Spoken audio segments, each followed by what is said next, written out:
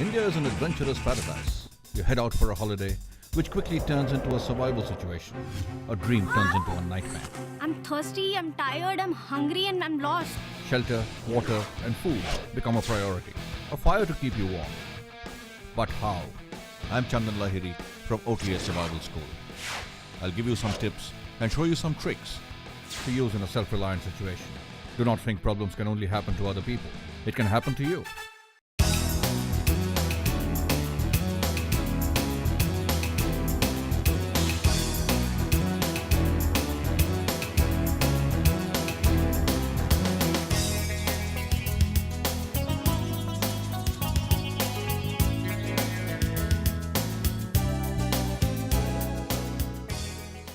You know about the essential packs that you need to carry, the essential gear, the essential equipment when you're heading out for an adventure. You do, don't you? The survival kit, the day pack, first aid kit, the emergency kit. All these things which contain the essentials to help you survive when you're out in the wilderness. If you get into a survival situation, if you get into a self-reliant situation. But apart from these things, you might wish to carry some other things. A book, for instance. You will not be adventuring throughout the day. You will sit down to rest. There will be times when you got probably nothing else to do but just sit in camp, looking around you. A book comes in handy in those times. Carry a book.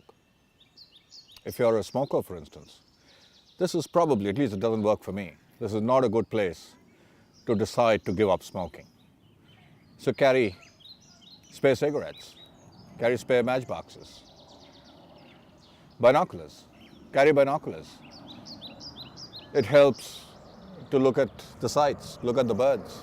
A binocular is not essential, but it makes your life a lot more interesting.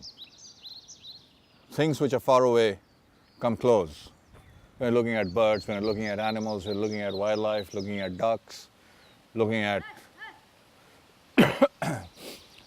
creatures on the water, a binocular comes in handy. So carry a binocular. What are the other things? I mean, you have to decide what are the other non-essential items that you can carry, that you should carry, which makes your life a little more interesting when you're out in the wilderness. Carry a paper and pen, for instance. These days, it's a very security conscious environment we live in. So carry identification papers, carry extra photographs, carry letterheads, carry a pen. You never know when a security person might stop you and ask for those kind of papers. Carry photocopies of your passport, for instance, or your election identification card. Carry identification papers, carry photographs. Those can come in handy. Just dump it, they won't take too much space. Just dump it in your pack and you should be a lot more comfortable. In your notepad, have a list of names and numbers of people to contact, just in case. If something happens to you and you get into a medical emergency, that's probably not a good time to start recollecting names and numbers. So just have a list of names and numbers in your notepad, readily available. Do you have medical insurance? If you do, carry the necessary papers. Just in case you get into a medical emergency, the insurance might save you a lot of money.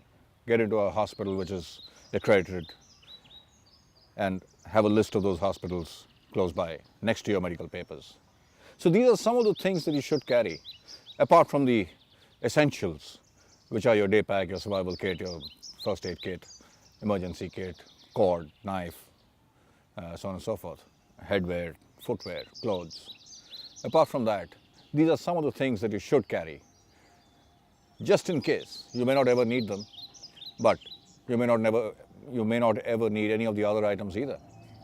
These are all for survival situations, just in case you get into a self-reliant situation. And something like that can happen to you. Learn to adapt, improvise, innovate, and overcome. To learn more tips and tricks, visit this site. I'm Chandan Lahiri, and I hope to see you soon at the OTS Survival School. Leave nothing but footprints. Bring back nothing but memories.